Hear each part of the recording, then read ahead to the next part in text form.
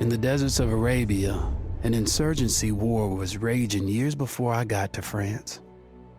Tribes of Bedouins had united to fight a war that was very different from the one we fought in the trenches. Using small mobile units, they challenged the might of an empire, and they were rallied around the ideas of a single, influential warrior. Ideas of freedom and change.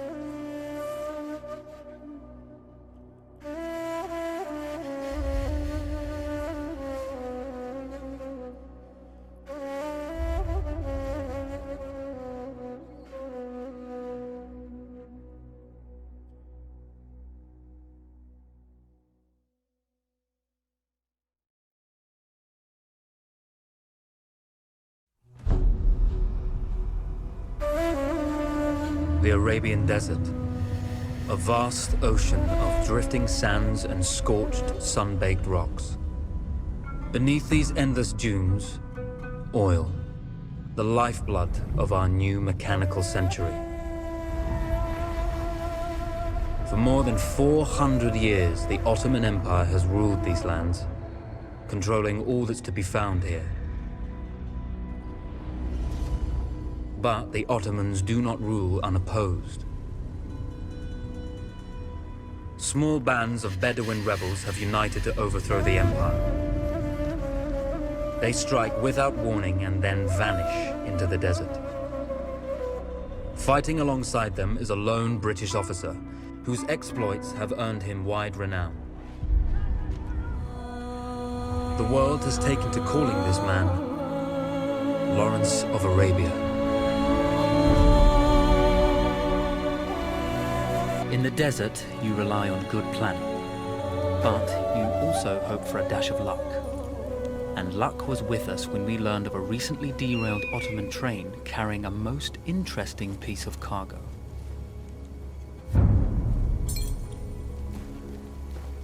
A small patrol had joined the Ottomans who survived the crash. Together, they guarded the wreckage and waited for reinforcements.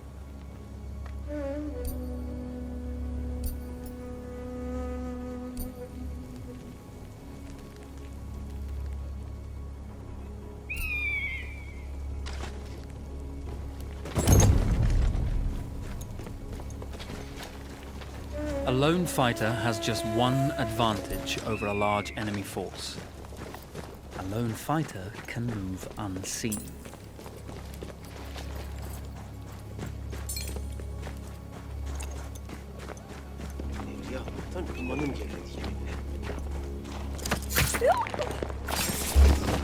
The tribesmen fought unconventionally, using weapons they knew well.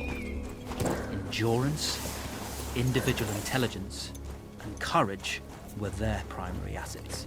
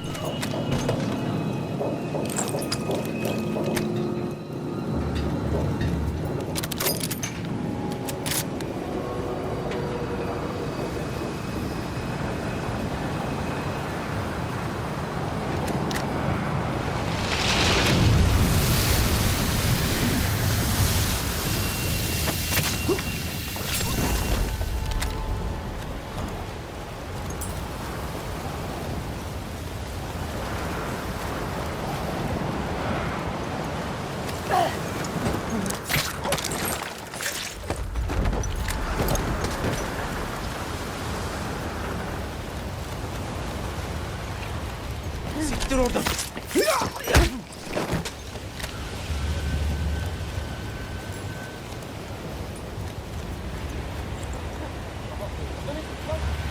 Emin değilim.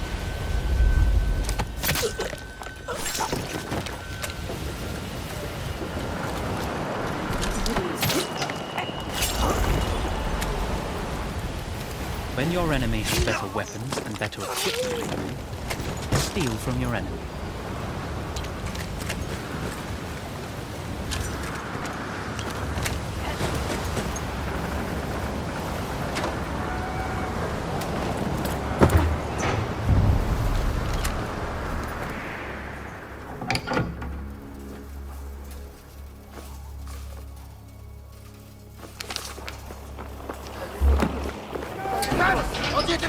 Come out!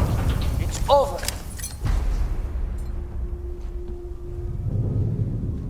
Well, you did not think we would be fast enough to catch you here, did you?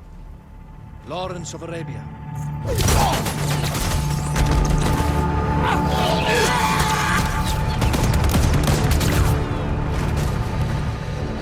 Actually, I was rather depending on it. Lawrence. Well, this is very clever. Now the hunter becomes the hunted. So who might you be? How enchanting you are, my dear. Ahmed. I'll show you enchanting. If it weren't for you, I'd be free. Free, is it? You'll be free when you're dead. And I'm happy to tell you, the Empire intends to grant you all this freedom very soon.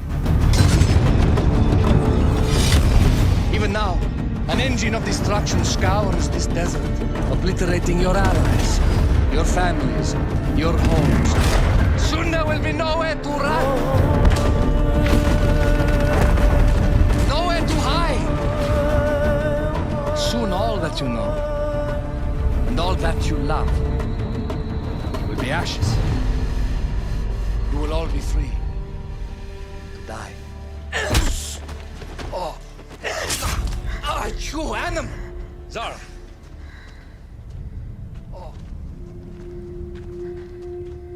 Now I understand that you would like nothing more than to strip the flesh from that man's feet and send him off into the desert naked to die. But think about it. You're right. I'm sorry. My friend here, she can be a little brusque. You're going to tell me how to lie to your train, so we can lure it into a trap and destroy it. Impossible. To even begin to talk to that train, you would need an entire book of communication codes.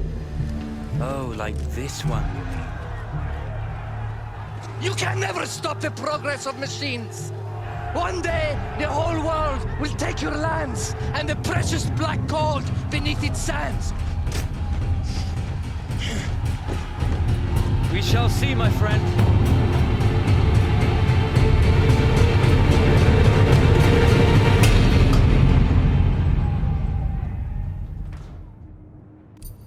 Of course, obtaining the codebook was not enough. To destroy this Iron Dragon, this Canavar, as the Ottomans had named it, we had to send it 3 encrypted messages telling it to stand down. There were Ottoman outposts scattered along the railroad tracks. The commanders there carried high-priority message capsules. We had to use those to send our orders. Infiltrating the village wouldn't be easy. A full detachment of Ottoman soldiers had occupied it. The Ottomans had chosen an isolated location for their desert outpost. It seemed lightly defended. It was also well stocked with arms and equipment. The ancient ruins were all that remained of a civilization now lost to time. The Ottoman Empire brought in the modern world with a host of armored vehicles and field guns. 3 commanders to eliminate, 3 personal message capsules to be stolen, and then sent with our false orders. How Zara tackled this dangerous and audacious mission was up to her.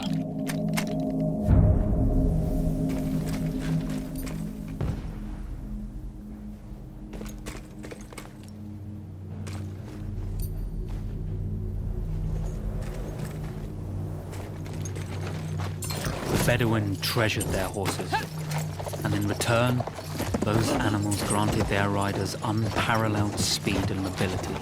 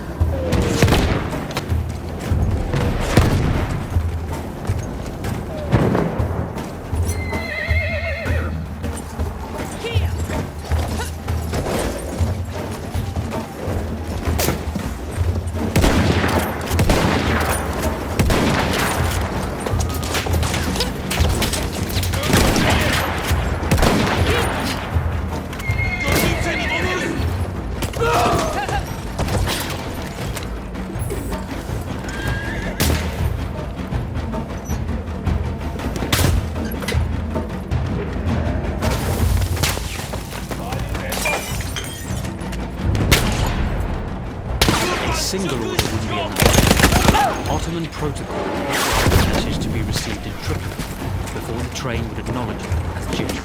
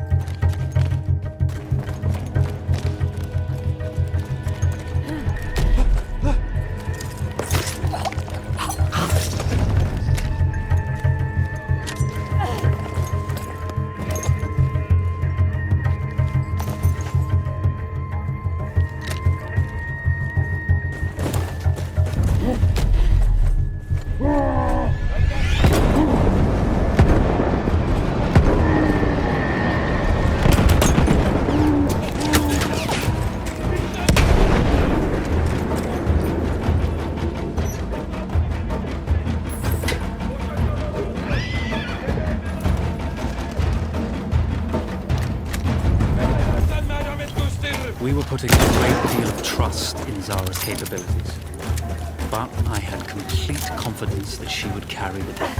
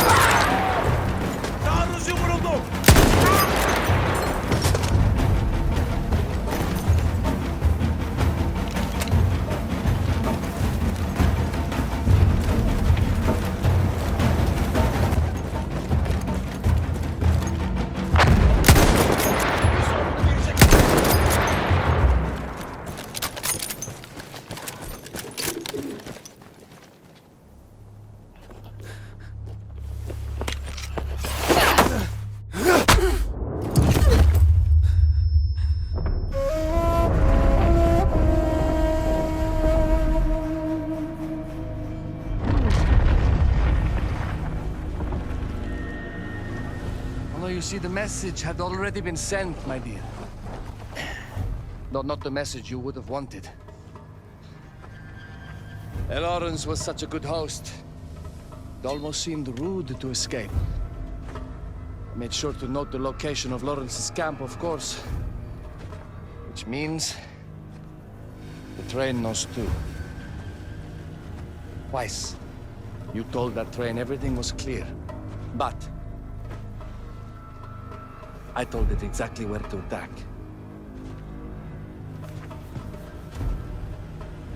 The beast has your scent, my dear. And it's coming to slaughter you and your little band of rebels. First, the firestorm from the cannon.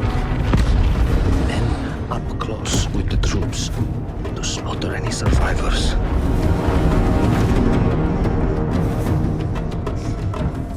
The legend of Lawrence of Arabia dies tonight.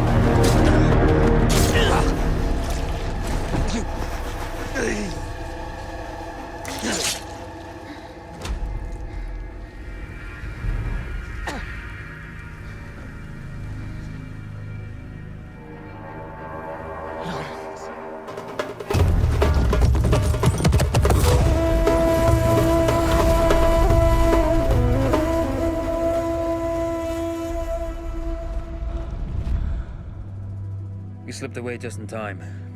Tilkitchi was a fool to think we'd ever stay after he escaped. The carnival won't stop hunting us. No, it won't. Let me think. The train's coming a long way. So it'll have to stop to take on water. That's where we strike. Agreed. I'll deal with any sentries, then rig explosives on the track. Yes, and I'll rally our fighters. When I blow the lines, the train will be trapped. So when you hear the blast, you need to attack them with everything you have. It's good. But you know that there's a chance the men may not come. You may set off those explosives and find you're out there all alone. You know that. I guess I won't know either way until I set it off.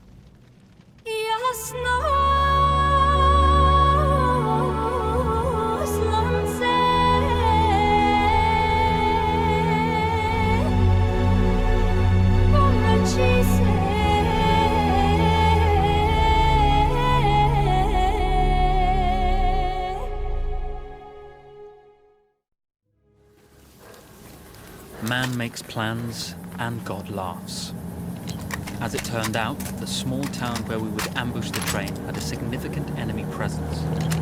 Those troops would have to be dealt with before the explosives could be set.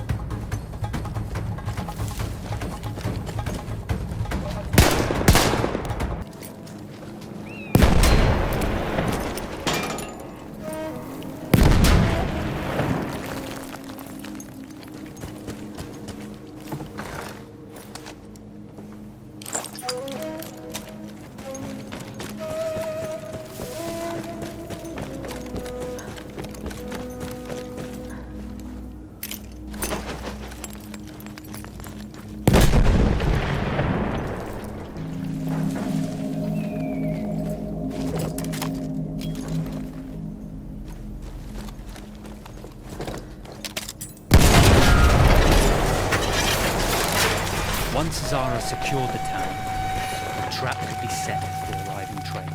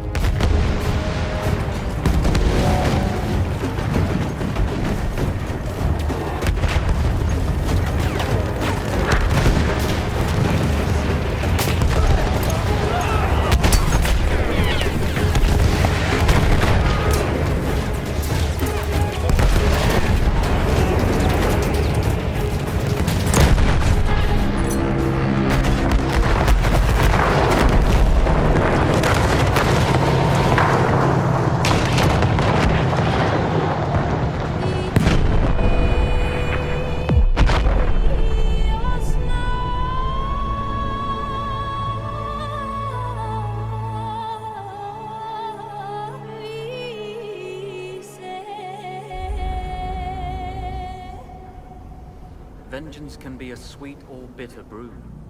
How did you find it, Zara?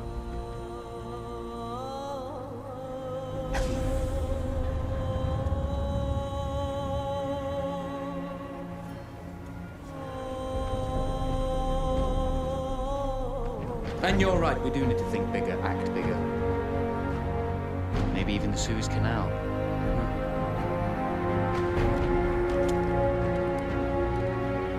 Tell me, what do you know about battleships?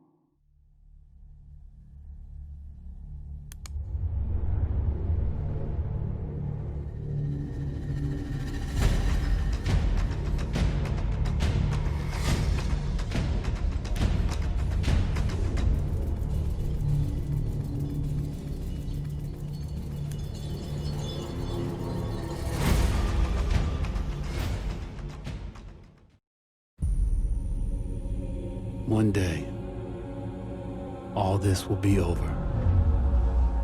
The war to end all wars will be won by one side or the other.